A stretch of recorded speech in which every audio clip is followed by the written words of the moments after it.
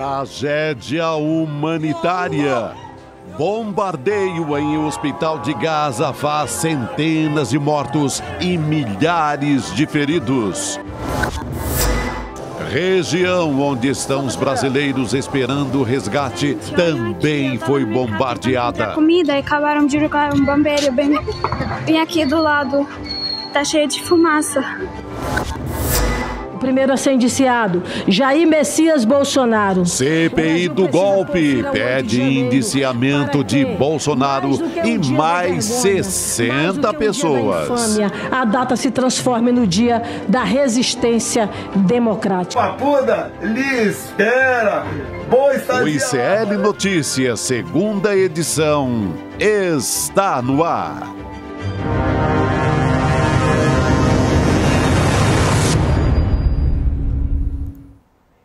Olá, boa noite, seja muito bem-vindo, seja muito bem-vinda. Hoje é terça-feira, 17 de outubro de 2023.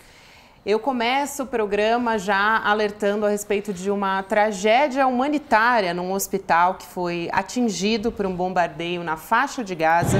Informação de uma tragédia humanitária grave, portanto. Esse bombardeio deixou centenas de pessoas mortas, a gente ainda não tem um consenso a respeito da quantidade de vítimas, né? A gente fala de algo em torno de 500 mortes, de acordo com o Ministério da Saúde de Gaza. As autoridades locais estão atribuindo esse ataque a Israel e o país diz que o responsável foi o grupo Jihad Islâmica. Até a última atualização que a gente tem dos portais locais, Al Jazeera e toda a imprensa local que está cobrindo esse assunto, a gente ainda não tem um consenso sobre o número de mortos. E a gente também tem informação de que a ONU confirmou que Israel mandou esvaziar esse hospital que foi bombardeado em Gaza uma hora antes disso acontecer. Muito boa noite para você, Chico Sá, Chico Pinheiro. Mais um dia tenso em Gaza, em Israel. Boa noite, né? É triste, né? A gente anda meio chacoalhado com tanta notícia ruim, né? Mas vamos cumprir a nossa missão, informando, tentando ser o mais crítico possível e pensar sobre o que está acontecendo. E vamos cumprir em loco, é isso, Chico Pinheiro? Pois é, a gente tem que entender, né, que isso aqui não é uma guerra de tomar partido, né, porque é isso que o Chico está falando. Tem versões e aqui, talvez, pelo que a gente viveu na eleição, já tem um grupo que fala assim, eu sou desse lado, eu sou daquele lado. Aí você escuta as coisas mais estúpidas. Eu não diria que são fruto da burrice, são fruto da ignorância que vem de ignorar, de não saber, da falta de conhecimento.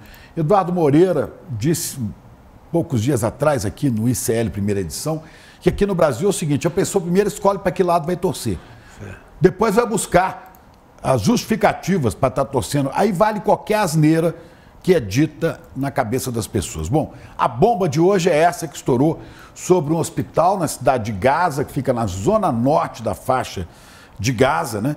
Onde o número de mortos varia. Os israelenses dizem que foram 200 mortos. Fala que pode... Pode chegar a 500, né? Os palestinos, que pode ser, a autoridade palestina, que pode ser 500, o Ministério da Saúde da Palestina fala de 500. Não sabemos, mas são centenas de mortos. E centenas de feridos, que estavam internados nesse hospital, alguns. Outros eram civis que estavam se refugiando no hospital, porque Israel tinha conhecimento que ali era um hospital e que ali não deveria ser bombardeado. Mas foi, né? Aí, primeiro os jornais israelenses admitiram que era Israel. Depois voltaram atrás, o governo de Israel dizendo que foi o próprio Hamas ou a Jihad Islâmica que explodiu isso. Mas o The Guardian disse, o jornal britânico, disse há pouco que não deve ser de palestinos, nem do Hamas, nem o movimento da Jihad, porque o foguete que explodiu lá e matou centenas de pessoas, né, não é um foguete ao qual essas forças palestinas tenham acesso, né? Então, para entender isso, eu vou tentar fazer uma comparação que pode ser meio estranha, até simplória. Mas imagine que numa grande favela brasileira, vamos botar assim, Complexo da Maré, o Complexo do Alemão, né? um grupo de traficantes sai e mata pessoas que estão numa festa, uma festa rave ou coisa que o valha, num bairro chique, classe média, média alta do Rio de Janeiro.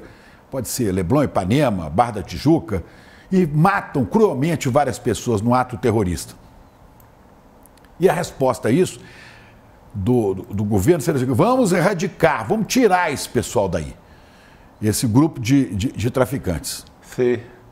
Então mandam para lá o Exército, a Força Aérea, vamos bombardear. Peraí, mas lá vivem milhares de trabalhadores, de pais de família, de mães, de crianças. Não, mas para tirar esse povo de lá tem que bombardear. Vamos espremê-los todos num canto da favela.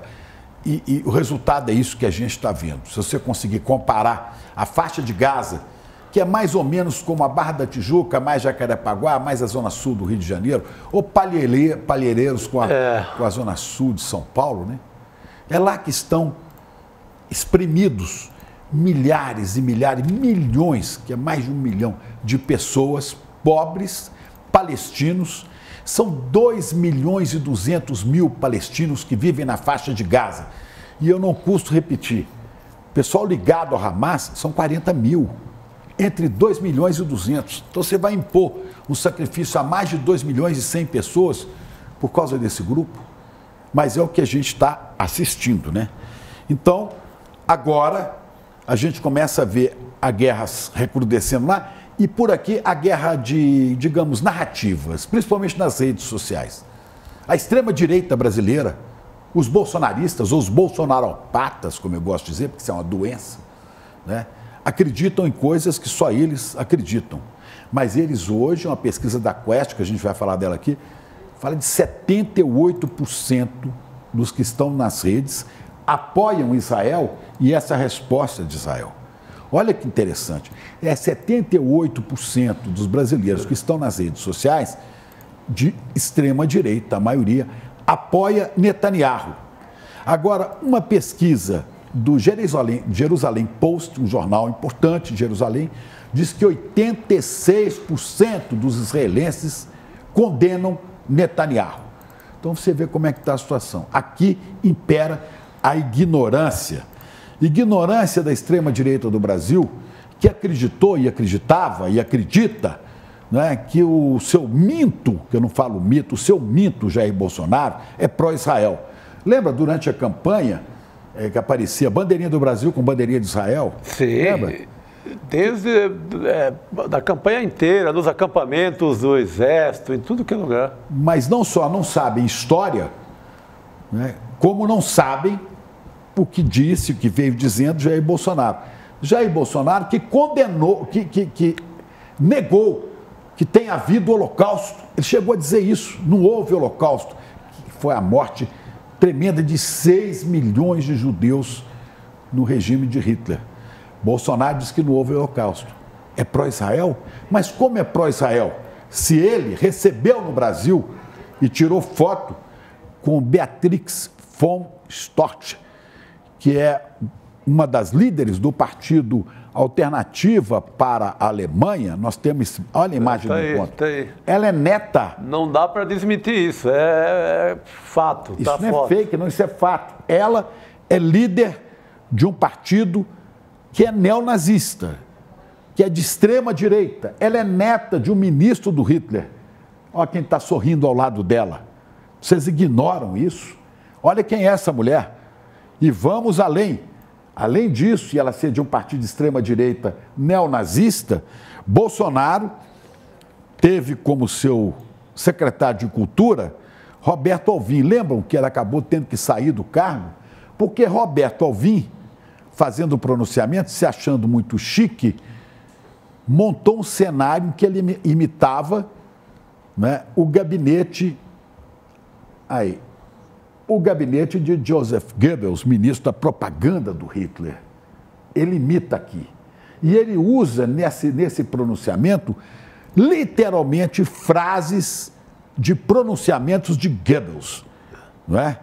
E isso foi aceito. Bolsonaro tem como um dos seus maiores aliados políticos, e idolatrado por ele, Viktor Orbán, que é o líder da Hungria, presidente da Hungria, não é? E o Viktor Orbán é antissemita, é contra os judeus, é contra Israel, e Bolsonaro se associa a Viktor Orbán. E os bolsonaristas acham, não é, que Bolsonaro defende Israel, então também vou defender Israel. E não entendem a complexidade de tudo isso. Para mim isso é ignorância, para não dizer que é burrice, ou é má fé, é querer associar. Aí vem dizer que não, é o Lula, porque eles estão querendo levar a eleição para adiante, eles não têm mais nada a fazer. Hoje saiu, nós vamos falar disso aqui, o relatório da senadora Elisiane Gama, o relatório da CPMI dos atos do dia 8 de janeiro, dos atos pelo golpe aqui no Brasil, onde são indiciados dezenas de bolsonaristas, a começar por ele, e generais e tudo mais que quiseram dar um golpe no Brasil. Vamos falar disso, né? Então, o Lula na presidência vem tentando, fazendo o que pode, e já fez, já tirou quase 1.000 brasileiros de lá, e agora se empenha em retirar 28 brasileiros que estão na fronteira da faixa de Gaza com o Egito. Exatamente. E tem sido uma missão de muito sucesso, né? A missão do Lula é fantástica nesse sentido. Então, claro que o que interessa para o bolsonarismo é espalhar o máximo possível esse tipo de história, associar o Lula ou qualquer político do PT ao Hamas, ao terrorismo. É tudo que eles vão fazer, Chico. E você tem bolsonaristas imbecis, resgatados por Lula, que chegam aqui como aquela senhora e dizem assim, eu quero agradecer ao prefeito de Sorocaba. Olha, né, ainda foi lá abraçar o prefeito de Sorocaba, um negócio absurdo. O que é que o prefeito de Sorocaba... Ele me tirou daqui. Né? Um outro pastor disse, saímos pela força de Deus. Não, senhor, o senhor saiu de lá pela decisão do governo brasileiro, governo do presidente Lula. Agora, o senhor pode achar que foi Deus que pôs Lula lá, ou o senhor acha que foi o diabo? Não sei, não sei. Só sei o seguinte, que o Lula está nesse esforço, não é marketing político, é preocupação com os brasileiros, que ele demonstrou desde durante a campanha a preocupação minha com brasileiros. Sejam da tendência política. Sim, pensem como pensar, o importante é estar de volta para o Brasil. Importante é o debate democrático. Mas brasileiros entram no avião que o Lula mandou, como se o Lula não tivesse nada a ver com isso, com camisetas de seleção, cantando músicas da campanha, que eram usadas na campanha de Bolsonaro. Né? Então nós estamos vivendo essa guerra de narrativas falsas, mentirosas, porque as pessoas não se informam, porque as pessoas não sabem das coisas, e é importante que você, da comunidade de CL, comece a disseminar essas informações, para que as pessoas saibam de que lado estão. O presidente Lula quer tirar os brasileiros de lá. O Brasil está no Conselho de Segurança da ONU fazendo uma proposta de acordo de paz. Nós queremos paz para as famílias de Israel que sofrem no meio dessa tragédia e nós queremos, sobretudo, paz para os mais frágeis, os que estão na Cisjordânia, os que estão na faixa de Gaza, que são palestinos. Né? Ah, não, eu não posso apoiar porque são terroristas. Não, a maioria é cidadão comum, muçulmano. Há uma confusão enorme no momento, né, entre o que é ser palestino e o que é ser do Hamas. Em muitos momentos o bolsonarismo prega isso de maneira proposital, né? Eles trocam a palavra palestino por Hamas, por terrorista, e saem espalhando isso aí. E eles têm tido êxito nessa confusão. O pior é isso. Claro, e se você condena as atrocidades do governo de Netanyahu, que vem fazendo maldade com palestinos há muitos e muitos anos, você é do Hamas. Não, eu sou pela paz. Agora eu quero que o Hamas seja condenado, assim como seja condenado Benjamin Netanyahu, que levou o país dele a essa loucura. Segundo o Jerusalém Post, 86% dos judeus que estão em Israel condenam o seu presidente. E isso vira um conflito que a gente não sabe que tamanho vai ter. O presidente dos Estados Unidos, Joe Biden, foi lá, está chegando lá. Ia ter um encontro, inclusive, com o líder palestino que está na Cisjordânia, Mahmoud Abbas, e esse encontro acaba de ser cancelado depois do bombardeio ao hospital. Mas escuta, mas o Biden vai lá levar a paz? Como levar a paz? Você já botou 2 navios de guerra com 180 caças? Porta-aviões, Dos maiores que a das Forças Americanas. Com 180 caças, com mais de 6 mil homens armados, não é? E digo, apoio incondicionalmente Israel, disse o Biden. Esse homem quer paz. Como esse homem quer paz, se o país dele vive principalmente da indústria das armas, da guerra? É a maior indústria a quem gera mais recursos para os Estados Unidos. Agora, claro, ele não quer que a coisa se expanda para ele não ter que tomar um partido muito complicado, porque o Irã certamente não concorda com posições de Netanyahu nem de Biden, né? E podem também entrar na briga. E se entrar aí, e entrar o Líbano, e aí você pode entrar depois a Rússia, aí ninguém segura. Aí seria o começo de uma terceira guerra mundial, que não interessa nem aos pacifistas, nem às pessoas inteligentes desse planeta. Bom, para tentar entender tudo isso de maneira mais clara, o ICL acaba de mandar a sua correspondente para a região do conflito. Heloísa Vilela está agora no avião, embarcou em Brasília. Cadê Elô? Elô embarcou em Brasília, rumo à Cisjordânia. Ela vai fazer, não sei se tem um mapa da viagem dela. Ela saiu de Brasília há cerca de meia hora, para vir para São Paulo. De São Paulo, Elô viaja para Doha, no Catar. De Doha, ela vai para Amman, capital da Jordânia. E de Amman, ela vai tentar entrar na Cisjordânia, onde vai a Ramallah, para tentar enxergar isso mais de perto. Até aqui, até Amman, a viagem de Elô é uma viagem tranquila. Daqui para cá a gente não sabe como ela vai chegar. Mas ela está em contato, eu mandei até uma mensagem há pouco para o embaixador brasileiro na Palestina, que é o Alexandre Candeias, e para o embaixador brasileiro em Israel, que é o Frederico Meyer, para ela se encontrar aí. Eu falei com a Elô há pouco, está indo cheia de esperança, está carregando um pedaço do coração de cada um de nós. E Elô vai ver com a sua sensibilidade, com a sua enorme competência de jornalista, vai lá trazer para o ICL. Eu não sei de nenhum jornalista brasileiro que esteja na Cisjordânia. Talvez Elô seja a primeira. E ela gravou uma mensagem para nós. Vamos ver. Boa noite, pessoal. Bom, como vocês podem ver, eu estou aqui no aeroporto de Brasília. Esse é o primeiro passo de uma longa viagem, que deve durar aí umas 30 horas, mais ou menos. Eu vou sair daqui, vou passar por São Paulo. Em São Paulo eu troco de avião, vou para Doha e de Doha para Amman, na Jordânia.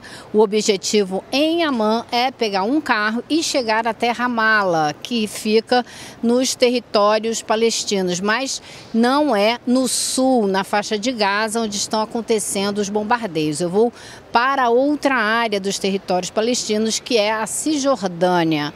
É de lá que o governo brasileiro vem coordenando toda essa operação para retirar de Gaza os brasileiros que ainda estão lá. Bom, não vai ser uma viagem fácil, porque eu estou indo para testemunhar coisas muito difíceis. Eu cheguei aqui no aeroporto e recebi a notícia que Israel hoje bombardeou um hospital em Gaza. Realmente é impossível da gente aceitar como um ato normal de uma guerra, mesmo que fosse uma guerra, mesmo que não fosse um conflito entre partes totalmente desiguais. Ainda assim, não seria aceitável o bombardeio de um hospital. Eu vou atualizando para vocês como anda esse trajeto, como acontece essa viagem. Eu sei que chegando lá em Amman eu devo chegar um pouco antes, um pouco depois, não sei ainda, do presidente Joe Biden, que estará em Amman depois de fazer uma visita a Israel, onde será visto, fotografado e filmado ao lado do Benjamin Netanyahu, o líder de Israel, que se encontra numa situação política interna bastante complicada. Bom, então é muita coisa, mas a gente vai aos poucos desembrulhando tudo isso, e eu acho que é fundamental a gente testemunhar isso do mais de perto possível, especialmente aqui no ICL, onde a gente tem o compromisso de realmente discutir, mostrar o que de fato está acontecendo e furar um pouco esse discurso homogêneo que a gente vê em geral na mídia brasileira. Então, até mais tarde, a qualquer hora a gente volta com outros boletins, tá bom? Até já. Força para você, Lô, nossa representante nesse cenário horroroso e que traga luz para brasileiros que estão perdidos entre narrativas da burrice da extrema-direita. Ajudar esse povo a entender, né? Ajudar esse povo a entender o que está acontecendo. Não sei se aprende não, viu? Eles perderam. Eles não estão atacando mais nem o Supremo, nem o Alexandre de Moraes, né? Bolsonaro pode ser indiciado agora, mas eles desviaram o foco. O que dá likes, cliques agora, o que é? É a guerra. Então vamos entrar de um lado dessa guerra. Pularam todos para lá. Falando em guerra, gente, eu tenho atualizações a respeito do bombardeio nesse que é um dos principais hospitais ali na faixa de Gaza, né? Al Jazeera está divulgando informações a todo momento. E o que a gente tem até agora, o Israel, né, estava primeiro acusando a Jihad Islâmica, que é a rival do Hamas, né? E o porta-voz da Jihad Islâmica negou essas informações de que teria sido responsável por esse bombardeio, por essa explosão no hospital de Gaza. O Daoud Shehab, que é um porta-voz da Jihad, negou, então, que o grupo seja o responsável pela explosão e disse, né, as forças de defesa de Israel disseram o seguinte, que os foguetes da Jihad tinham sido disparados contra o território israelense e erraram o alvo, e aí eles teriam atingido o hospital.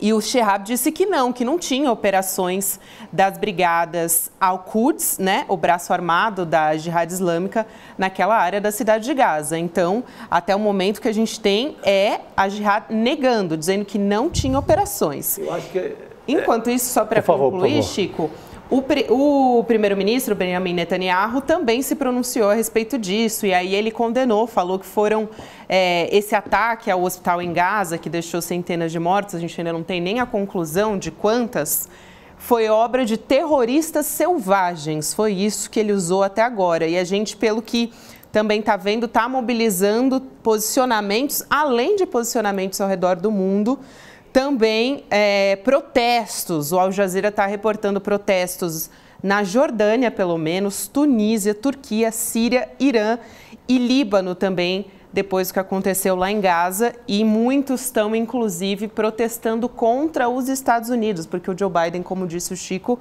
está a caminho, né? Então, a gente está acompanhando também como que esses protestos estão pressionando, né, Israel, e em breve a gente deve ter o desfecho, né? Exatamente. E aí, como você falou da tal guerra narrativa, né, que é a expressão mais usada no momento, aí sim teremos o primeiro grande confronto de relatos, né?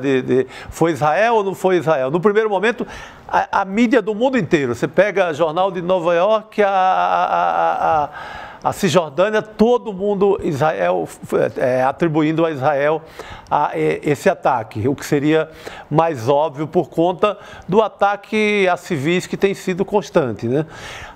Israel nega, mas eu acho que quando é um ataque assim a um grupo no deserto ou numa fronteira X, é difícil você achar a autoria. Mas aí é um crime humanitário, né? Você destruiu um hospital com muitas pessoas, inclusive muitos feridos. Vai ser fácil você saber a autoria pelas armas.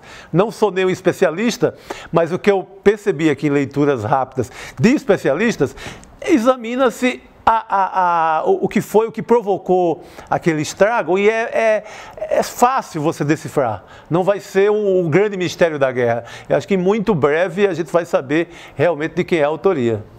Pois é, crime de guerra, né? Crime de guerra. O César Calejou nos manda informação agora que o influencer do Netanyahu botou essa informação no Twitter que havia sido bombardeado o hospital, depois retirou. Olha, é um hospital onde estão pessoas feridas que não puderam deixar a região norte de Gaza, como determinava Israel, e vários outros civis que se abrigaram ali para fugir do bombardeio brutal que essa região está sofrendo. E aí, depois que a repercussão internacional foi imediata, porque é crime de guerra, esse cara retirou esse post do Twitter. O Demore tem um Twitter interessante aí, onde ele...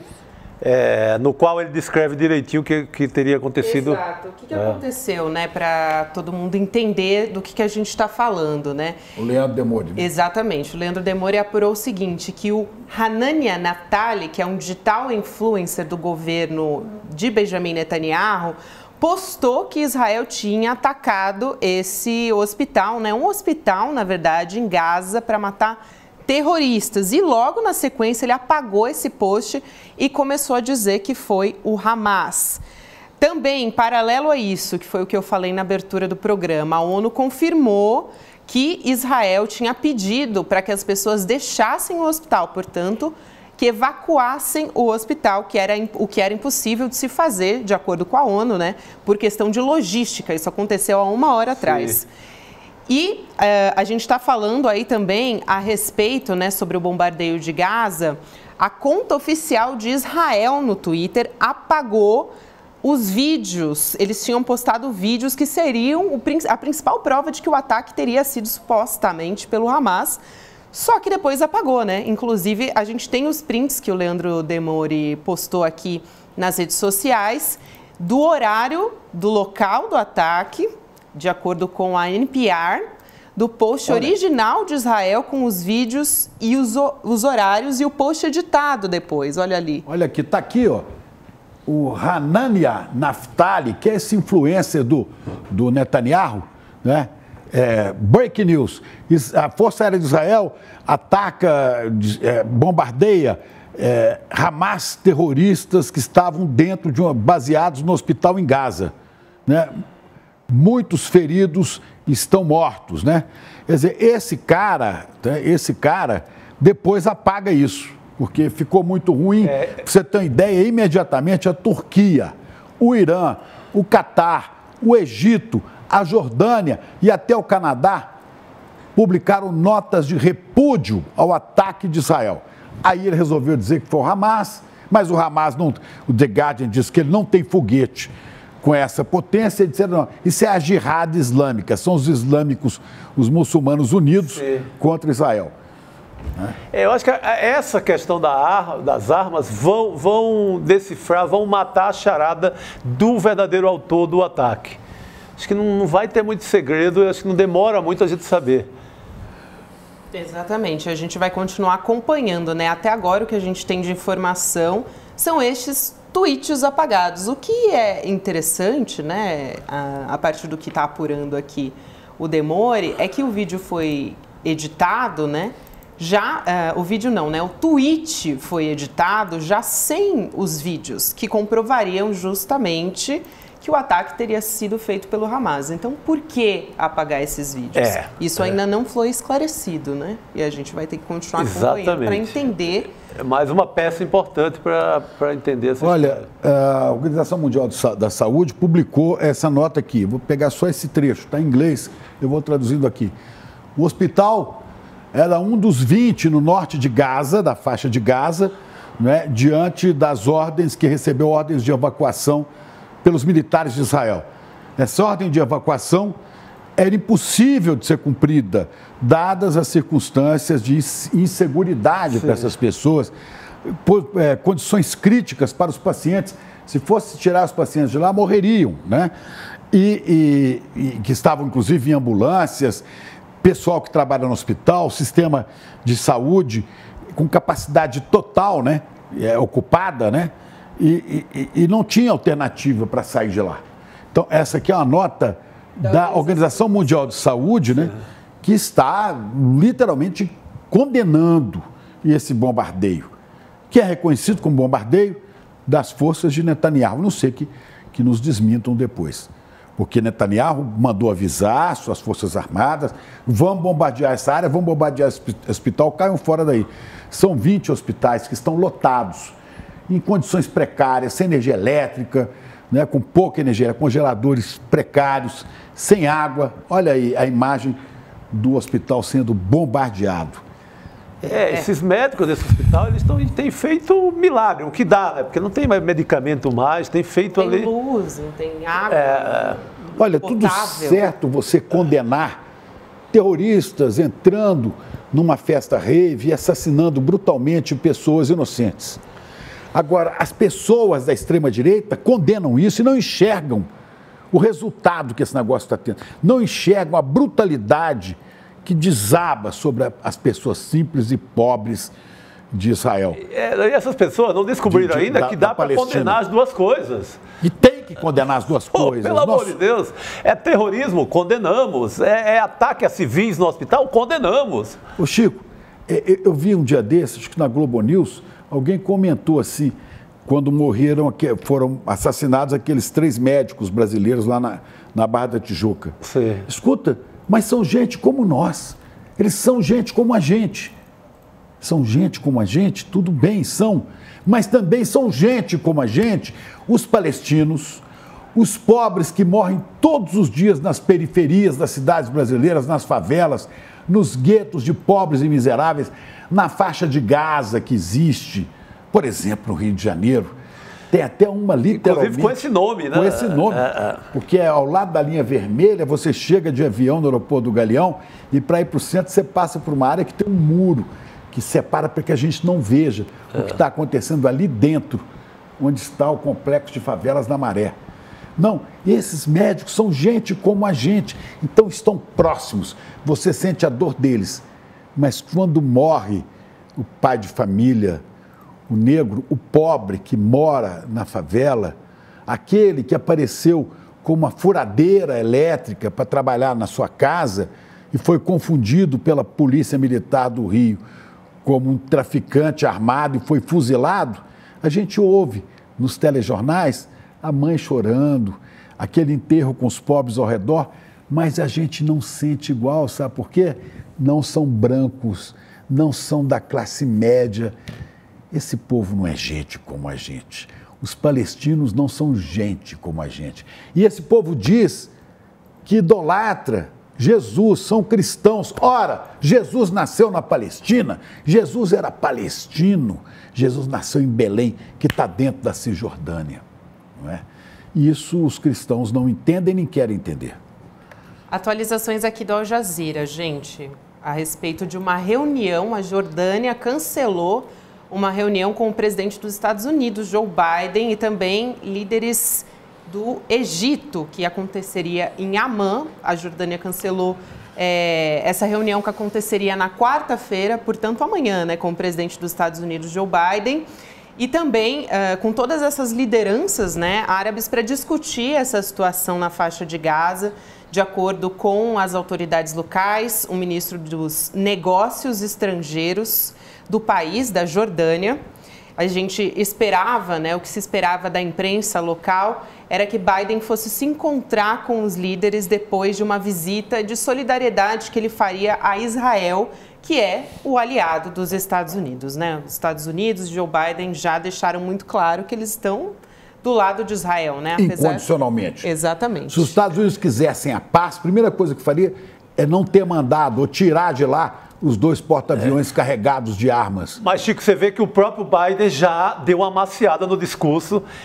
Claro, continua apoiando o governo de Israel, apoiando o seu amigo Bibi inteiramente, mas para o público interno, para o público americano, com medo da eleição, pensando na eleição, ele já dá uma amaciada. Ele já condena ataque aos civis palestinos, ele já está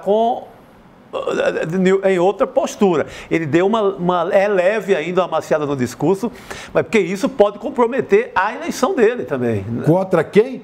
Contra Donald Trump. Exatamente. Mais provável candidato em oposição a Biden. A situação dele é ligadíssimo a também. Netanyahu, né? Sim. É da extrema-direita também. Os dois são ligados ao governo de Israel, não teria... Mas o Trump mais do que o... Mais ainda, consegue ser mais ainda.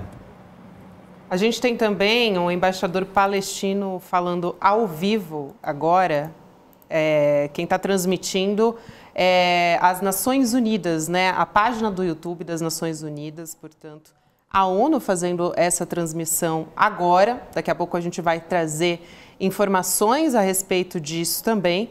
E enquanto isso, a gente continua acompanhando essa história.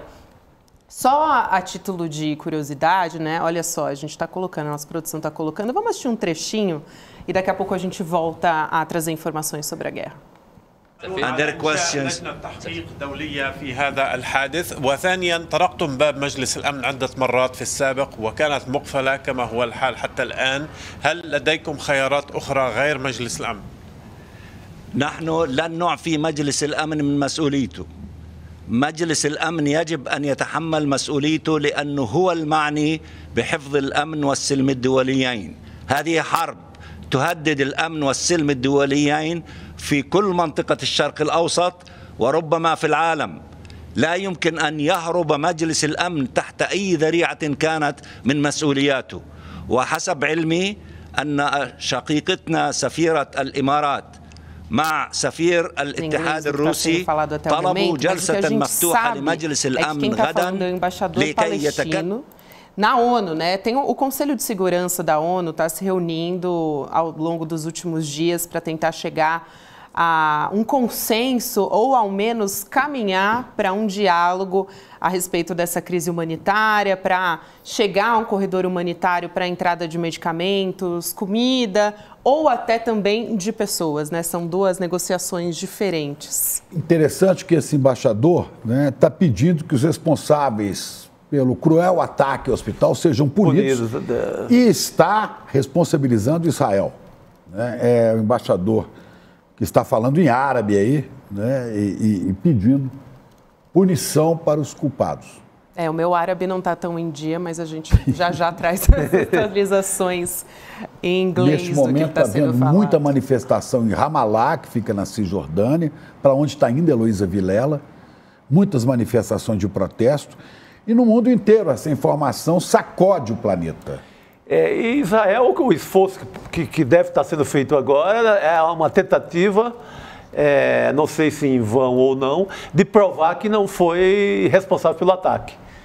Eu acho que o grande esforço, né, de Israel, do governo de Israel no momento, só pode ser esse, não tem outro, porque ou prova vai ficar muito difícil a situação diante de um crime contra a humanidade, né, um crime contra o hospital. Exatamente. A gente vai chamar também outro entrevistado que estava nos esperando aqui para entrar, conversar junto com a gente, para a gente analisar essa situação, né, que é o José Antônio Lima, que é jornalista, professor de Relações Internacionais. Ele trabalha no projeto Comprova, que verifica fake news. José, boa noite para você. Seja muito bem-vindo aqui ao ICL Notícias, segunda edição. Boa noite, pessoal. Um prazer estar aqui conversando com vocês. Olha só, pode ir lá, Chico. Não, é o Zé, aqui é Chico, ali é Chico, para ficar mais fácil, é Zé, Chico, a gente vai falando. Gabi. Gabi. O meu é o único que é diferenciado. Aqui são dois Chicos e uma Gabi, Zé. Você que trabalha com essas, como é que chama? Verificações, né? De conteúdo falso. A gente está vivendo aqui uma guerra, outra guerra, transferir a guerra aqui para dentro do Brasil, numa guerra de narrativas. Né? Narrativas que atendem. O Eduardo Moreira dizia assim, primeiro aqui a pessoa escolhe o time para qual vai torcer. E depois, sem informação, sai buscando nas redes, que eu não chamo de redes sociais, são redes digitais, porque de social não tem nada, né? Saem buscando justificativas para a posição que assumiu. Como é que você está vendo as redes digitais no Brasil? É isso, Chico. Só além de trabalhar no projeto Comprova, o meu doutorado é sobre relações internacionais com foco no Oriente Médio. Então, nesse caso, dá para usar os dois chapéus para falar aqui com vocês a respeito disso. Mas a questão primordial aí que você traz, eu acho que é importante que a gente tenha esse entendimento. Um pouco antes de entrar aqui no ar, um colega meu no Comprova, o Hélio, ele mandou um print screen da tela do Twitter que tinha como ali dois dos principais termos que estavam sendo buscados, ou escritos, na verdade, eram foi o Hamas e foi Israel. Isso vai justamente de encontro, ou na verdade vai ao encontro do que você estava dizendo, de que a gente já tem um lado e depois vai capturar partes da realidade para formar esse quebra-cabeça que nos é favorável, né? Acho que esse é um dos comportamentos, apesar de ser, vamos dizer assim, normal na humanidade, né? A busca pelo viés de confirmação, ele quando transportado para as redes sociais, para o ambiente digital, né? Também os aplicativos de mensagem, é extremamente nocivo, né? A realidade é que, no caso específico deste ataque ao hospital, no momento atual, a gente não tem elementos que permitam dizer quem foi o responsável, né? Então, só que é isso que você disse, as pessoas já estão torcendo, já têm um lado para torcer e, portanto, vão dobrar a realidade para onde elas desejarem. Deixa eu trazer só uma informação aqui, porque eu estou acompanhando, né, minuto a minuto o que está acontecendo. Esse cancelamento da reunião, né, a reunião que aconteceria entre a Jordânia e os Estados Unidos, que já está sendo, inclusive, visto por muitos líderes internacionais como um grande constrangimento, também foi cancelado o Egito, né? O Egito também faria esse encontro junto com a Jordânia e o presidente dos Estados Unidos, Joe Biden, e a gente teve, então, o cancelamento a respeito disso. Bom, Chico Sassi, quer fazer a pergunta? Pode ficar à vontade. Dando continuidade ao que você está falando, Gabi, paralisa no momento tudo e fica o grande drama fica em torno da autoria, né, Zé Antônio, o autor dessa catástrofe, né, que é um ataque ao hospital. Acho que congela as reuniões da diplomacia, você vê todos os países da região estão na mesma direção, congela qualquer possibilidade de diálogo no momento, e eu acho que teremos aí uma grande guerra também de narrativa no mundo inteiro de quem é o autor desse ataque, né, Zé Antônio? Mas, na tua opinião, é difícil determinar essa autoria ou a própria natureza do estrago, as armas utilizadas ajudarão a decifrar rapidamente quem é o autor desse massacre? Chico, assim, eu não sou um especialista em perícia, mas o que a gente pode imaginar é que a realização de qualquer tipo de perícia vai ser extremamente prejudicada pelo cenário que nós temos. O cenário na faixa de Gaza é um cenário de guerra, de desastre humanitário. Então, para as entidades que já estão atuando na região, sejam elas ligadas à ONU ou ligadas a outras iniciativas, a dificuldade de lidar com a situação que já está posta é extremamente complicada. Quando a gente agrega uma necessidade de investigação, isso deve levar aí os trabalhos a um nível de dificuldade ainda mais intenso, né? A guerra de narrativas, ela é parte da disputa política no Oriente Médio, certamente nesse conflito entre Israel e Hamas também é parte disso. E a reação que a gente vê dos governos da Jordânia e do Egito, lembrando, né, que Egito e Jordânia são os países que têm acordos de paz com Israel, ou, na verdade, os primeiros a firmarem esses acordos de paz. E a reação dessas lideranças árabes, ela tem relação com o fato de que a população no mundo árabe, por uma série de motivos, eu até escrevi um texto a respeito disso hoje, ela é profundamente pró-Palestina, né?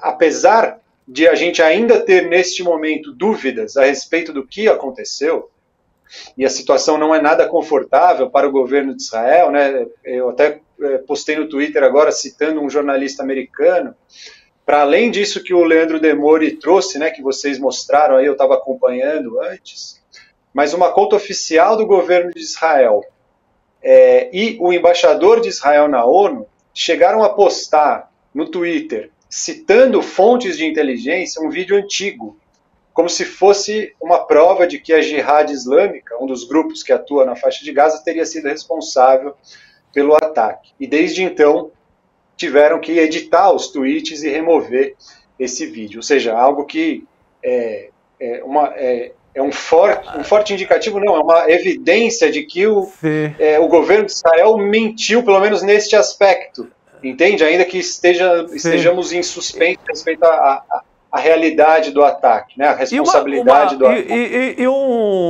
Uma arma grosseira, né? Um Twitter mentiroso com imagem antiga, isso é muito pesado, né? É muito grosseiro, digamos assim, né?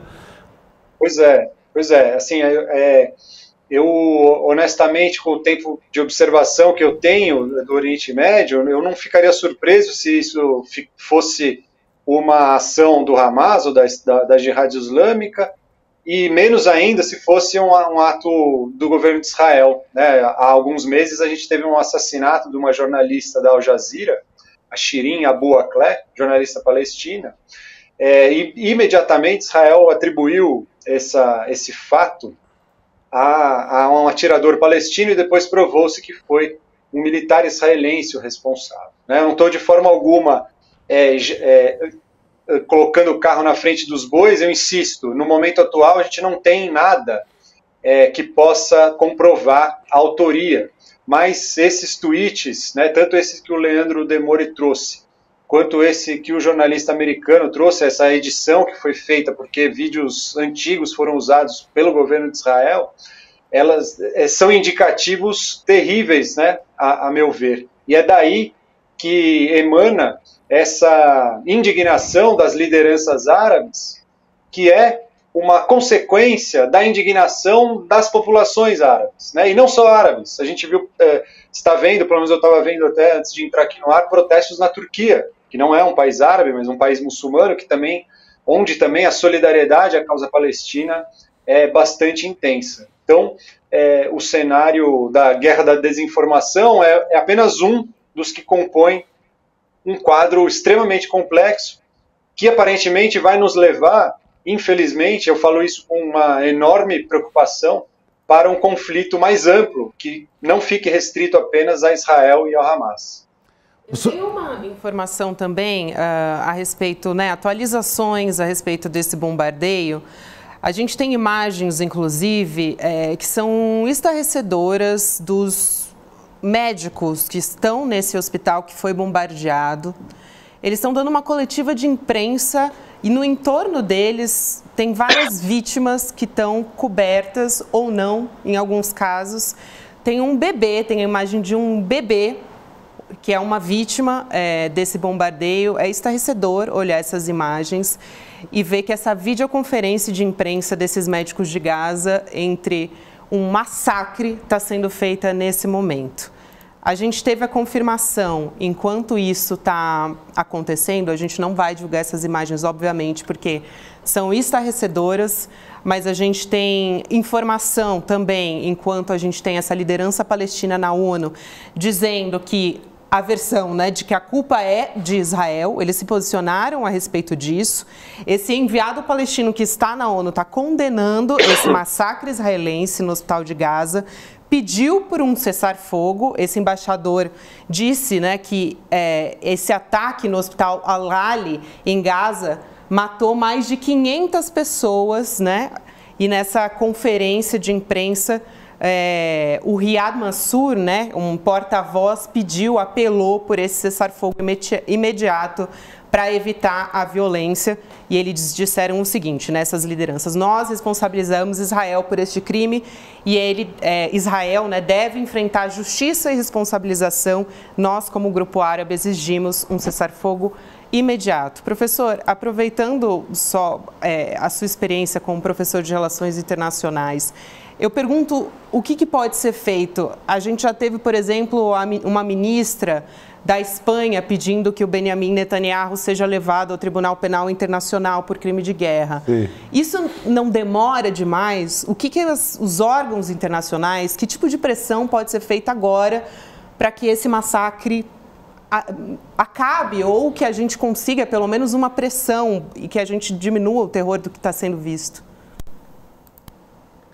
Sim, Gabi, a ONU, vamos dizer assim, na verdade o Conselho de Segurança da ONU, ele é o que os países permitem que ele seja, né?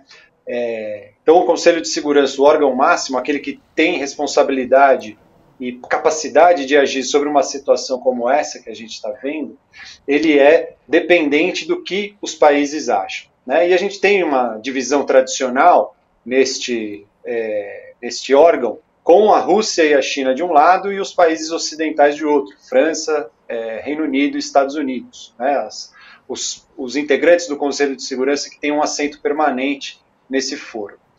E o que a gente está vendo é eu tenho insistido isso nos lugares que eu tenho aparecido para falar sobre a questão, uma ausência completa de lideranças com visão estratégica e moralidade no mundo em que a gente vive.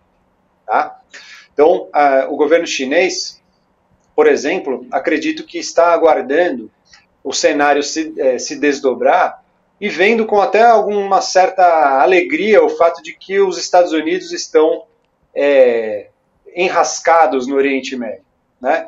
A Rússia também tem o seu próprio interesse, por exemplo, em ver uma elevação do preço do petróleo, em ver os esforços de guerra ocidentais divididos entre Israel e Ucrânia, né? E também, acho eu, não há que se esperar qualquer tipo de moralidade do governo da Rússia, governo que, na minha opinião, também é criminoso, tá? Os países ocidentais, eles ao menos têm um discurso de direitos humanos, mas que agora está ficando claro para quem ainda não estava, que é um discurso altamente hipócrita, né? Isso tem se manifestado de uma forma intensa, não apenas entre esses governos, mas outros, como por exemplo o da Alemanha, o governo mais importante da Europa, que estão dando carta branca para o governo israelense, apesar de o governo israelense, e aqui eu preciso salientar, o ato terrorista do Hamas é execrável por todos os ângulos que se olhe. Isso provocou um trauma gigantesco na sociedade israelense, o que vai exigir algum tipo de resposta, já está exigindo.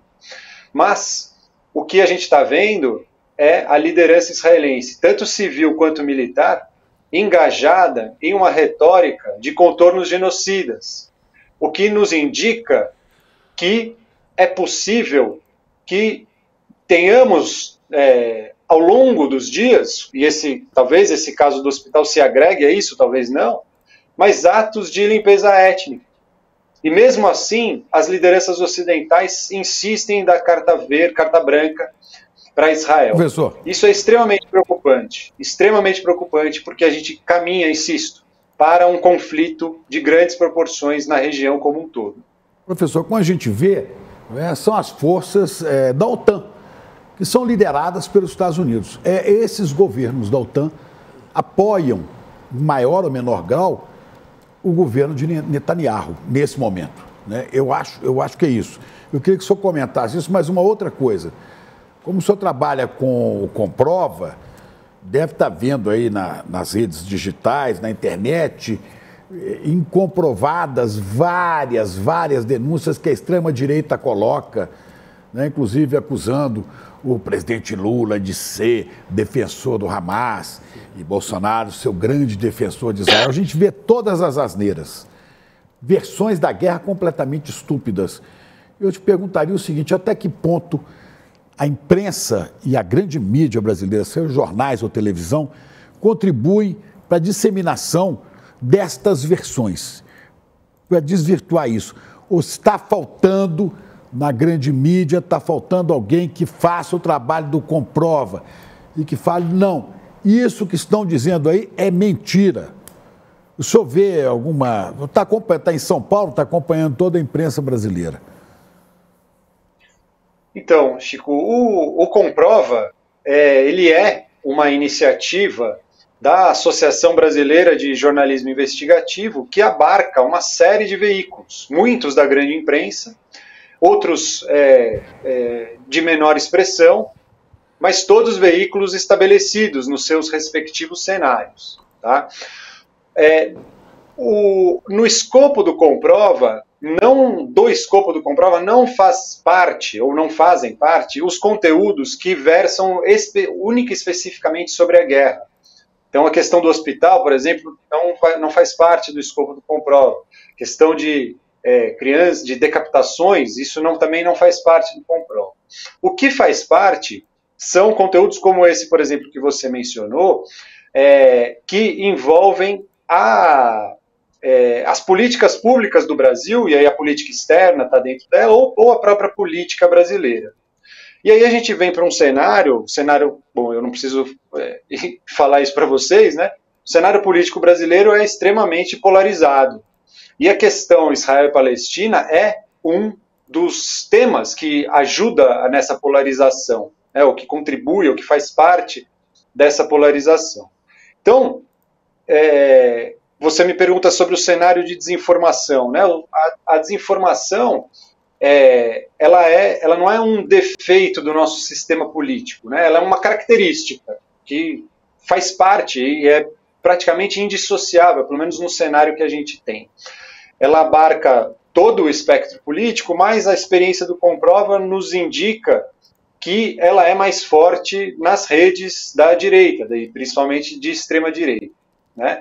Então, o que a gente vê nesses cenários acontece o seguinte: na verdade, o cenário de desinformação ele acompanha o noticiário tradicional, certo? Então, por exemplo, quando saiu o Prêmio Nobel da Paz para os pesquisadores que tinham desenvolvido a tecnologia que permitiu criar as vacinas de mRNA, voltaram conteúdos que circularam muito na pandemia, falando que a vacina tinha uma série de problemas, causava doenças, etc. Então, há um acompanhamento, entende, do noticiário internacional com aquilo que circula no lodo, vamos chamar assim.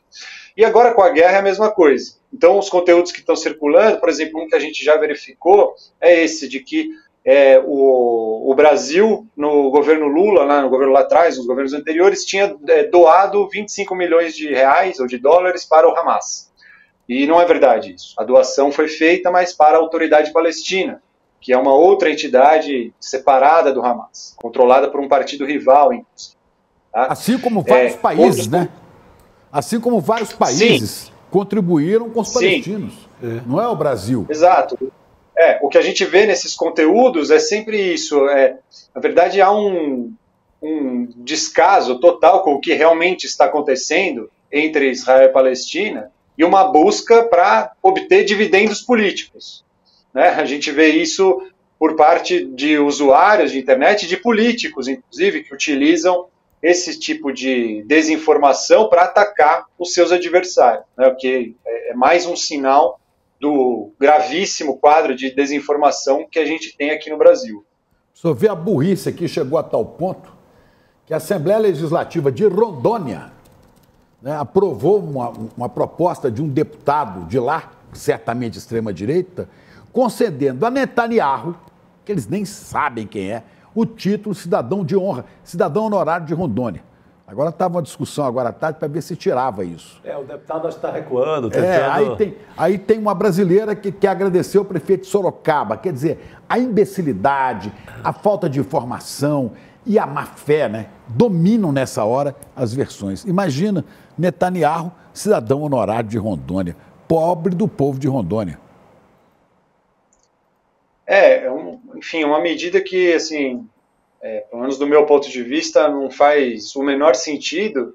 E eu acho, Chico, você falou, né, a respeito do papel da imprensa. Eu acho que, enfim, eu faço parte da imprensa, né, através do Comprova, mas isso não me impede de ter críticas à imprensa. Eu acho que o que seria extremamente importante é se os debates caminhassem justamente numa direção que tentasse levar o público, ou pelo menos aquele público que é permeável a isso, a entender essa questão como um drama humanitário, tentando deixar de lado esse clima de torcida organizada, entende? Eu acho que nesse aspecto seria importante. Eu vejo, às vezes, muitos debates que caminham para uma discussão a respeito do que é mais moral, entende? Se o ataque do Hamas ou o ataque de Israel. Isso é um debate que, a meu ver, não faz o menor sentido e acaba simplesmente fomentando o conflito, ou fomentando esse ambiente inflamado que, no ponto de vista do Brasil, não faz parte. Seria importante que o Brasil tivesse um debate público que conseguisse refletir com um pouco mais de calma e tranquilidade a respeito da situação, já que nós estamos afastados do conflito. A diplomacia brasileira, ainda bem, na minha análise, tem conseguido fazer isso, colocando ações que demonstram a capacidade do Brasil, ainda que não seja um país com uma grande possibilidade de mediar o conflito, mas é um ator muito necessário nesse momento por justamente conseguir conversar tanto com integrantes do Hamas quanto com o governo de Israel. Seria importante se o Brasil tivesse essa possibilidade de que o debate público também fosse assim. Mas, enfim, temos um cenário, de novo, de desinformação, de polarização, que caminham juntos, que torna isso um pouco difícil. Mas é papel da imprensa tentar fomentar isso, acredito eu. Quero trazer também algumas informações que a gente ainda não falou sobre os bombardeios no sul da faixa de Gaza, inclusive na cidade de Rafah, que faz a fronteira com o Egito, onde estão muitos brasileiros, um dos possíveis corredores da saída de Gaza. No início, não no início, mas ali em meados da guerra, a gente teve no final da semana passada, quando Israel pediu que as pessoas deixassem o norte da faixa de Gaza e fossem para o sul, e deram 24 horas para que as pessoas fizessem isso. Então, muitas pessoas foram bombardeadas nesse meio do caminho. Uma parte não conseguiu deixar sua residência por diversos motivos, para que os palestinos justamente ficassem nessa região, na região do sul, que é a mais próxima da fronteira com o Egito. A gente teve, por exemplo, a brasileira Shahed Albana, que está em Rafah e tem feito diversos vídeos, gravado para as redes sociais, relatando como é que está a situação desses 28 brasileiros em Gaza. Eu vou pedir um minutinho para o professor para a gente poder trazer esse vídeo dessa jovem. Vamos ver. Já faz 10 dias que estamos tentando sair da faixa de Gaza. Eu realmente espero que hoje vai ser o último dia, porque, gente, todos nós estamos cansados, muito cansados. Faz tempo que não dormi direito. Gente, acabaram de jogar um bombardeio bem aqui atrás de nós. Meu Deus, gente. Oi, gente. Só aqui de novo, ainda 16 de outubro de 2023. Parece que vamos demorar muito ainda para sair desse país. Tô cansada. Perdi muito peso, gente. De tanto ansiosa que eu tô, de tanto preocupada que eu tô, de tanto medo que eu tô sentindo, gente, pelo amor de Deus. Já não sei o que fazer mais. Eu não quero perder a esperança, tá ligado? Mas tá difícil, viu? Gente, olhem aqui, eu tava no mercado tentando comprar comida e acabaram de jogar um bombeiro bem aqui do lado. Tá cheio de fumaça. É muito perigoso sair de casa, viu? A gente teve, então, aí a fala dessa jovem, 18 anos, é uma das pessoas, uma das brasileiras, tem crianças, mulheres. Num lugar que vive sob a promessa de virar um corredor humanitário, já com bomba nessa geografia que daria num corredor humanitário, que pelo visto não vai virar corredor humanitário nada e nem tão cedo realmente a menina vai sair de lá. Enquanto a gente faz aqui, nossa cozinha, onde se produz ali as informações, vai informando a gente, Maurício Arruda, o diretor nosso aqui, acaba de informar que está crescendo muito a pressão internacional por um cessar-fogo. Eu acho que se conseguirem barrar pelo menos os bombardeios de Israel sobre a população civil, fica mais fácil. Já é um grande avanço para o momento. Porque é a maior O maior bombardeio que está havendo nesse momento. Talvez seja mais fácil conter o próprio Hamas, porque a vítima é o povo palestino. Professor José Antônio de Lima, quero agradecer aqui a sua presença por esclarecer, principalmente nesse clima. Hoje é um dia, talvez um dos mais tensos desde que começou essa guerra, então quero agradecer aqui o José Antônio de Lima, que é jornalista, professor de Relações Internacionais. Seja sempre bem-vindo, obrigada e até uma próxima, professor. Eu que agradeço, Gabi, e aos Chicos. Bom debate para vocês. Precisando, estamos à disposição lá no Projeto Polprova. Com certeza. Obrigado, querido. Obrigado, professor Zé.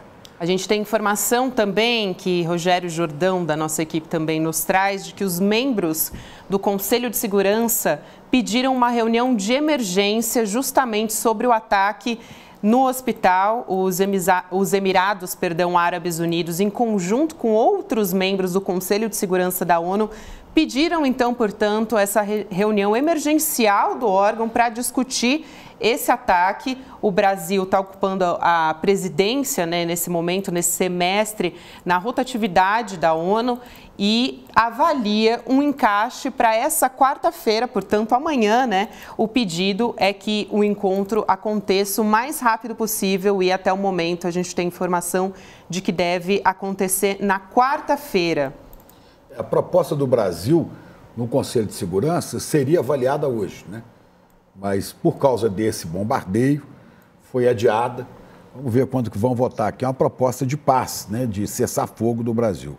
E também a gente teve, eu falava agora há pouco a respeito dos protestos, depois que aconteceu esse bombardeio, o Hezbollah, que é ligado ao Hamas, né, no Líbano, publicou um comunicado pedindo para a população libanesa ir para as ruas amanhã para um dia do que eles descreveram como um dia de fúria sem precedentes contra Israel e contra os Estados Unidos também. Joe Biden vai chegar a Tel Aviv, a previsão é de que isso aconteça amanhã, ele embarcou hoje e o anúncio aconteceu, claro, depois foi motivado por esse ataque na faixa de Gaza, que deixou centenas de pessoas mortas. A gente ainda não tem informação de quantas. Vamos chamar o Guga. Olha, é importante lembrar que o Hezbollah, que fica ali no sul do Líbano, que de certa maneira apoia o Hamas, ele não é um grupo assim, terrorista. O Hezbollah é, inclusive, um partido político que tem muita influência, não é radical como o Hamas. Sim. Mas isso mostra que a coisa se espalha pelo Líbano, é um dia de fúria, como você falou, e sem precedentes, não é? A gente está vendo aqui, isso aqui é na Jordânia. Exato. Né? Jordânia que faz fronteira com Israel e com a Cisjordânia. É para onde está indo agora Heloísa Vilela. Né? Jordânia, a capital é Amman, há um protesto aí. Quer dizer, é um risco enorme deste conflito se generalizar por todo o Oriente Médio e daí, Chico, ninguém sabe onde ele vai parar. Se você não tem um cessar-fogo de urgência, de emergência, hoje vai ficar difícil segurar. Né? E com os 2 porta-aviões estadunidenses ali, o risco de se explodir de maneira maior ainda é terrível. Ninguém devia botar arma no meio dessa confusão, já tem arma demais. Mas os Estados Unidos têm que dar vazão à sua indústria de armas. Os países da OTAN têm que estar presentes sempre, né?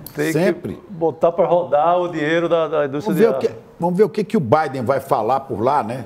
Porque se for para botar lenha na fogueira, acho que o Biden deve estar preocupado com a sua eleição e com a situação lá.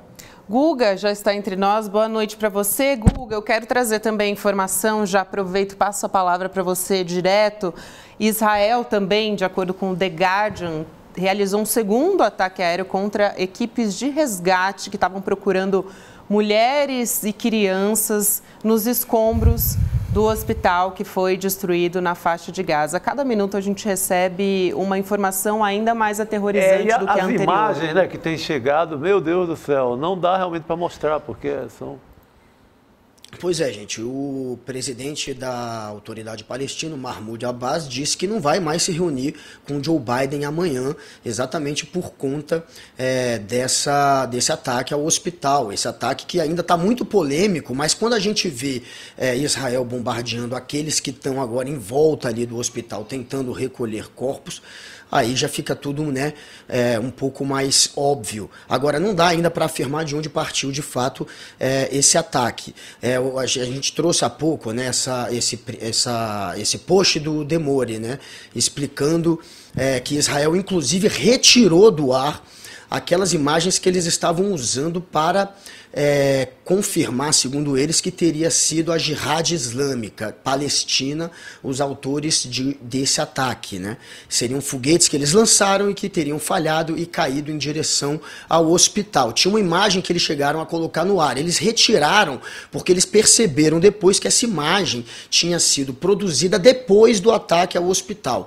40 minutos ou 30 minutos depois do ataque ao hospital é que foi produzida aquela imagem de fato de foguetes sendo lançados em direção a Israel e um deles retornando para Gaza. Mas, portanto, aquela imagem não seria a do momento do bombardeio ao hospital. Então Israel foi obrigado a retirar do ar. Israel segue negando que tenha sido o autor do bombardeio, porém tem também, a Al Jazeera já estava dando essa notícia e a ONU confirmou a informação de que Israel pediu a evacuação de 6 hospitais, um deles o Hospital Batista, que foi atingido no dia de hoje. Então, são sinais que indicam que Israel sabia que aquele local era um local que poderia ser atingido pelos seus ataques. E tem esse vídeo que eles precisaram voltar atrás, já que virou um tiro no pé, já que tinha sido gravado depois do bombardeio. Então está tudo muito nebuloso, a gente precisa entender melhor. E por conta dessa história, claro, hoje está sendo um dia muito pesado, a reunião do Conselho de Segurança da ONU ele foi adiado para amanhã, não apenas por conta disso, mas até dizem, pelo menos, que foi mais por arranjos que estão sendo feitos para ver se aprovarão ou não a resolução do Brasil amanhã. Essa resolução do Brasil, pelo que está sendo apurado, não vai incluir essa história do bombardeio, não vai culpar nenhum lado e nem outro pelo bombardeio ao hospital. É isso que está se aguardando amanhã, que eles não entrem nesta questão na resolução que vai ser apresentada pelo Brasil. Mas países árabes pediram para discutir essa questão do hospital e isso será tema da discussão do Conselho de Segurança. A resolução do Brasil pede o que eles mais o que o Lula, o que o governo do Brasil mais deseja é conseguir ao menos o corredor humanitário, antes que Israel comece com a invasão terrestre. Então, o Lula, inclusive, pediu para os representantes do Brasil na ONU para que não deixem que Israel enrole essa história, enfim, até o momento da invasão terrestre. O Lula e o governo do Brasil acreditam que essa é a estratégia de Israel. Eles querem invadir, fazer a invasão terrestre antes que tenha uma resolução da ONU pedindo para que se abra um corredor humanitário ali. O Brasil também busca um cessar-fogo. E, enfim, a gente só tem mais 15 dias, o governo brasileiro só tem mais 15 dias nessa presidência rotativa da ONU, e não tem por que não tentar. Foi descartada já a resolução da Rússia, mas agora falta essa do Brasil. E esse atraso é exatamente para ver se conseguem, enfim, convencer Rússia, por exemplo, e outros países que têm sinalizado que poderão votar contra. Guga, e você falou, né, a respeito de Israel, né, negar que tenha sido o autor desse bombardeio. O embaixador palestino estava falando na ONU agora há pouco, está falando, na verdade, né, a gente colocou as imagens agora há pouco, o Riyad Mansour, ele acusou Israel mais uma vez de ser o autor desse ataque no hospital Al-Ali em Gaza, né? Ele disse que o primeiro-ministro Benjamin Netanyahu é um mentiroso por culpar a Jihad Islâmica por esse ataque. Ele disse o seguinte, eu vou abrir aspas aqui: agora eles mudam a história para tentar culpar os palestinos. É uma mentira, ele é um mentiroso. O seu porta-voz, né, o seu influencer digital, tuitou que Israel fez o ataque pensando que havia em torno deste hospital uma base do Hamas. Então ele deletou esse tweet. Foi o que a gente trouxe de informação aqui, que o Leandro Demore estava apurando agora há pouco. Ele justamente falou a respeito disso e também destacou que um porta-voz dos militares israelenses sugeriu antes que os hospitais poderiam, ser possíveis alvos e deveriam ser esvaziados. Então, eles são responsáveis por esse crime e não podem inventar histórias para lidar com essa situação. Foram as palavras aí do embaixador palestino na ONU. Pois é, e o presidente de Israel segue negando, o Isaac Herzog, aí ele fez um comentário no sentido oposto, dizendo que um míssil da Jihad Islâmica matou muitos palestinos num hospital de Gaza, um lugar onde vidas deveriam ser salvas. E aí ele continua, é uma vergonha, aí foi para cima dos jornalistas, é uma vergonha para os meios de comunicação que engulam as mentiras do Hamas e da Jihad Islâmica, difundindo um libelo de sangue do século XXI em todo o mundo. Agora, é isso, é briga de versão. A gente sabe que Israel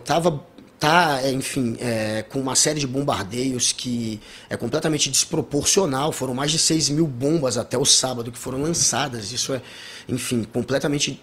Não faz sentido nenhum você jogar tanta bomba no local ínfimo como a faixa de Gaza.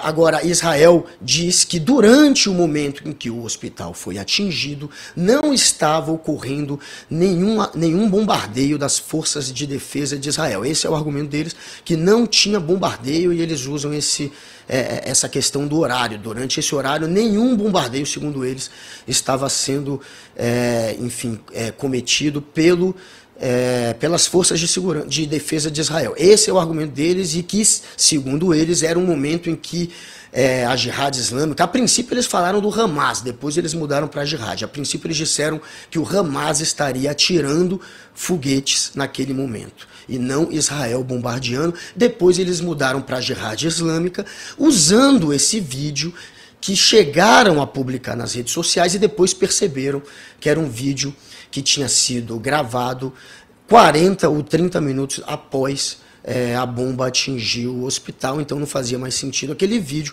Eu não sei qual que vai ser a versão que eles vão apresentar agora para confirmar a acusação contra a Jihad Islâmica. Era esse vídeo que não está mais no ar, porém eles seguem acusando sim a Jihad Islâmica. Essa é a versão deles e virou essa briga de versões. É a versão que vai certamente atender aos fascistas brasileiros, à ultradireita brasileira. Ultradireita que tem entre os seus líderes um senador que está à vias de perder o mandato, o Sérgio Moro, que diz que a diplomacia brasileira é miúda. Tem se metido. Na falta do que fazer antes de perder o mandato, esse Sérgio Moro, está tentando diminuir a diplomacia brasileira, está empenhadíssimo em tirar brasileiros de lá, impedir cessar-fogo, em abrir corredores humanitários. Aí vem um senador com uma fala imbecil dessa, fazendo um discurso vira-lata, fazendo um discurso de vira-lata. Uma hora ele era Bolsonaro, depois ele é contra Bolsonaro, agora ele tenta pegar carona numa cauda de cometa infeliz. Ô Moro, saia antes que você seja caçado. Diga. E pequeno detalhe, eles pediram, como já disse a Al Jazeera, isso está sendo já exposto pelos jornalistas há várias horas, Al Jazeera tinha dito que eles tinham pedido a evacuação de 6 hospitais, gente. Depois a ONU confirmou, e um dos hospitais foi esse atingido. Como é que você vai evacuar um hospital? Enfim, é completamente desumano você imaginar que é possível um hospital onde, inclusive tem imagens do hospital 20 horas antes de ser atingido. Basicamente, estão ali crianças e mulheres. Então, muitos em situação que é completamente delicado para você conseguir transferir para um outro hospital. Como é que você vai em 24 horas tirar essa gente toda de lá? E esse pedido de evacuação é mais um indício de que Israel estava apontando as bombas para lá. É um indício, claro. Não sei se foi ainda Israel, mas é um indício.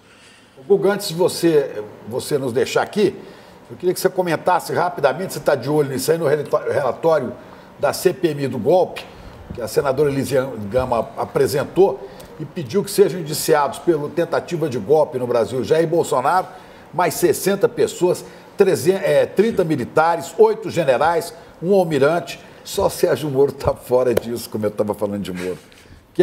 Como é que vai ser? Aprovam esse relatório que pede indiciamento de Bolsonaro e mais 60 cúmplices?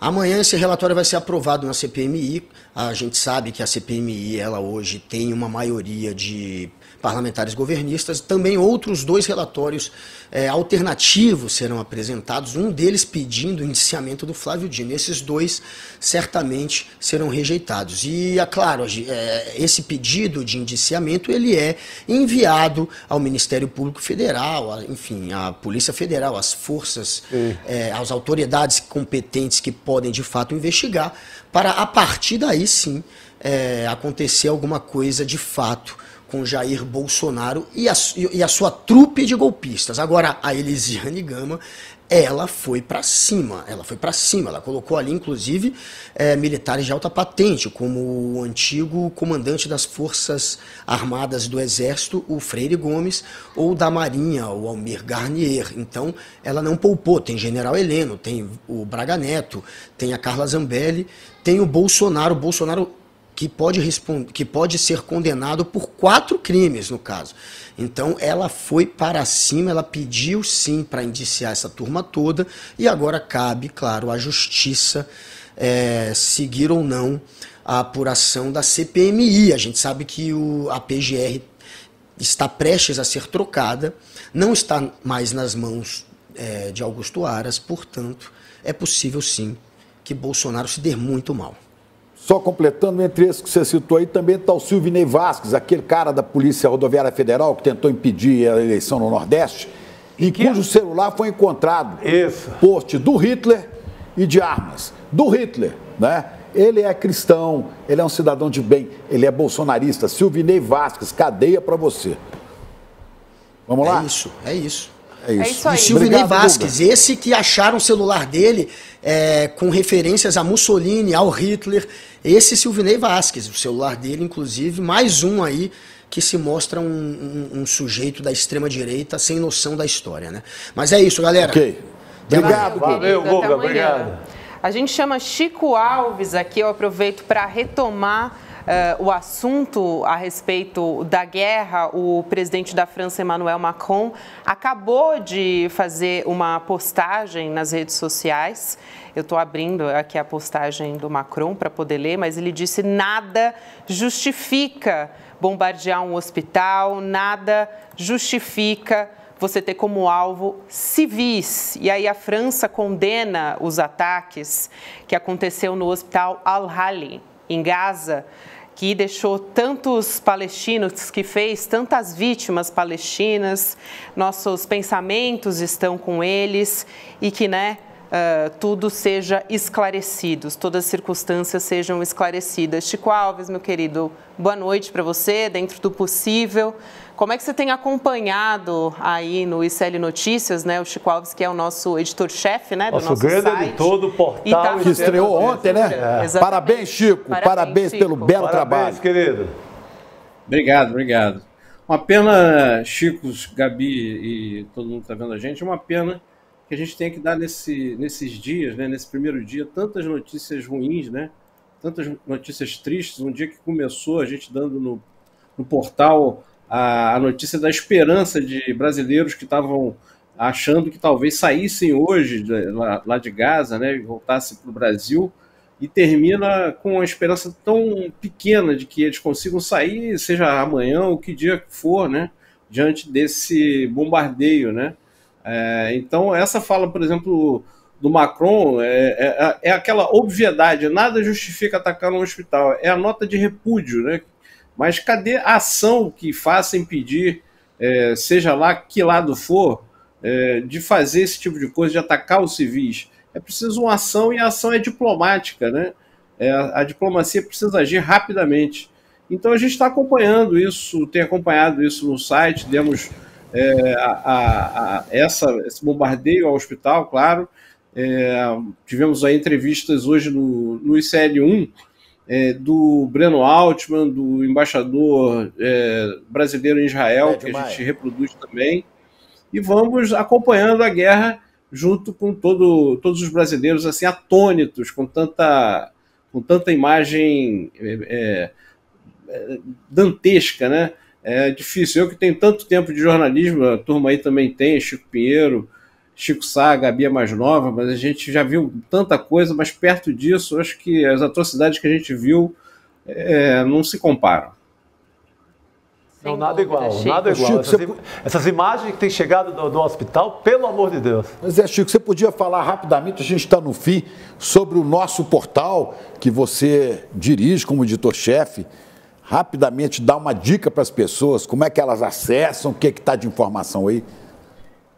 iclnoticias.com.br e um dos hits no site é a coluna do Chico Sá, falando aí sobre a tropa bolsonarista pegando carona na guerra, né, para tentar tirar o ex-presidente Bolsonaro de cena, ele que está tão acusado de tantos crimes, né? Então esse é um dos hits do site. Temos também a coluna da Vivian, que fala sobre comportamento, né, as dificuldades de ser mulher no mundo de hoje, também está bombando muito. Então, temos muitas notícias interessantes. Eu convido todo mundo a dar um passeio pelo site e aí vai descobrir ali um cantinho, uma informação que certamente vai ser útil, iclnoticias.com.br.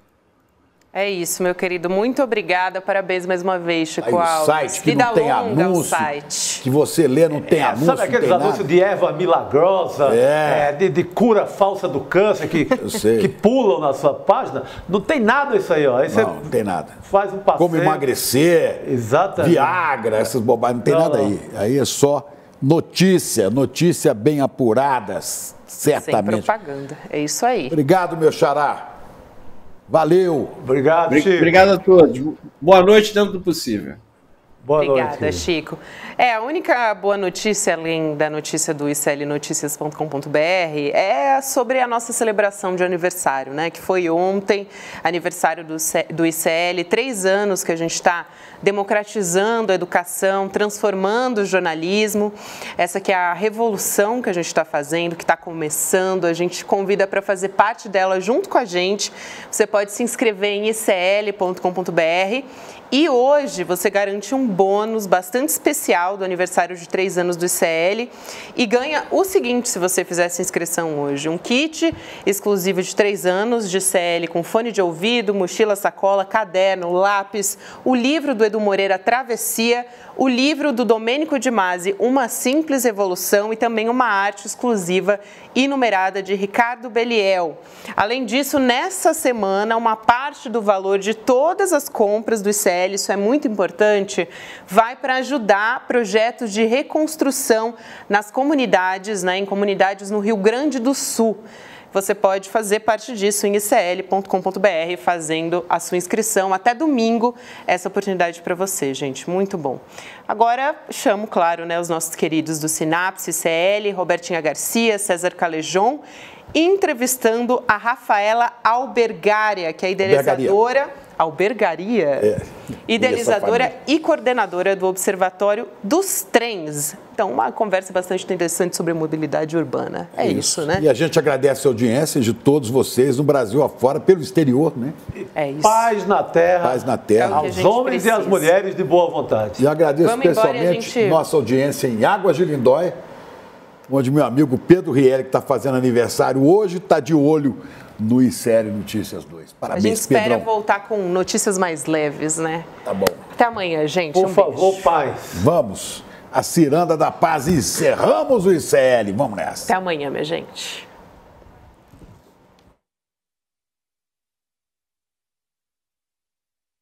A liberdade de imprensa está para a democracia, assim como o ar está para a vida humana.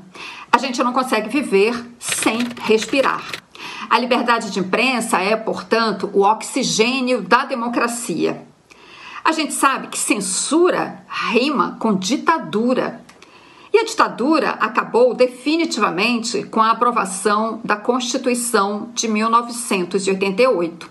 A censura também. Mas tem muita gente que não sabe disso, ou não gosta disso, ou não entende, ou faz que não entende, inclusive autoridades. Para essas pessoas e para essas autoridades, a a gente vai repetir, sempre que for preciso, aquilo que já foi consagrado pelo Supremo Tribunal Federal.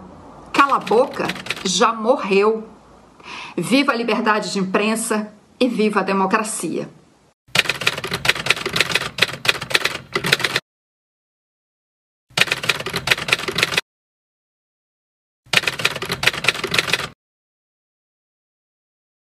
Pessoal, eu estou aqui para anunciar o meu curso As Classes Sociais no Brasil. Um tema extremamente importante para que a gente conheça como é que a gente tem uma sociedade que é rica, como nós todos sabemos, mas que 80% dela é condenado à pobreza. Como isso acontece? Como isso se legitima? O que é que isso cria entre nós? Como é que a nossa sociabilidade é construída e mantida a partir desse jogo que é perverso? Isso é o tema do meu curso e eu gostaria muitíssimo, ficaria muito contente que vocês pudessem vê-lo. Um grande abraço a todos. Olá, eu sou o professor Ladislau Dobor, sou professor de Economia da PUC e consultor de várias agências da ONU. Eu gravei um curso sobre desenvolvimento local e participação comunitária, sistemas participativos. Pense um pouco, a economia do Brasil, 5.570 municípios, isso não se resolve apenas de decisões em Brasília de maneira centralizada. Como organizar esse sistema participativo a partir do local, essa é a proposta. Os aguardo no curso aqui no ICL, se inscrevam, vale a pena.